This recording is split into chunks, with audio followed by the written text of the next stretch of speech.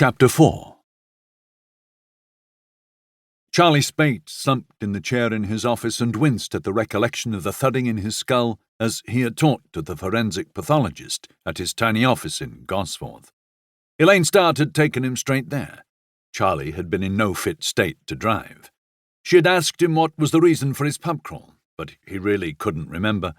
It had started with a general feeling of depression, the idea that he was a fish out of water up here in the north, a reluctance to admit that he was feeling lonely.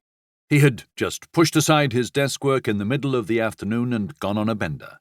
The Northumberland Arms was the last of the list before she found him, and when she had, and taken him to see the people at the forensic laboratory, he hadn't really been up to focusing on the matters in hand. The little man with the moustache turned out to be called Paulson. He was aware of Charlie's state, and he rolled his eyes in Elaine Start's direction expressively. It was she who had asked the questions, mainly, while Charlie listened, partly to Patterson's replies and partly to the growing noise in his head. The forensic group had finally got around to taking a closer look at the deserted farmhouse. They had eventually reached the conclusion that it was on the ground floor, in the kitchen at the back, that the fire had been started.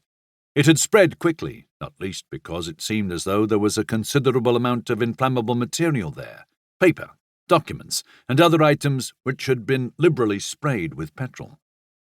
If the intention was to blow up Stagshaw, why do you think the fire was started at the farmhouse? Elaine Start had asked. Patterson had gazed at her with a certain owlish admiration. Charlie had guessed the little man quite liked Elaine Start and had felt a stab of irritation. I didn't say an intention to affect Stagshaw was apparent from the evidence, and I'm not really qualified to look into motives. I just present facts.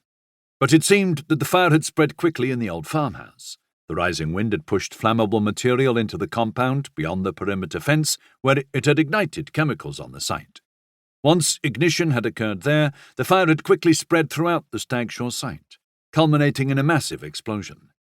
The explosion was one of the reasons why they had discovered the body behind the damaged wall of the farmhouse. The wall had been blown down. The upper floor had collapsed, and the corpse had been thrown to the ground. The body had been badly burned,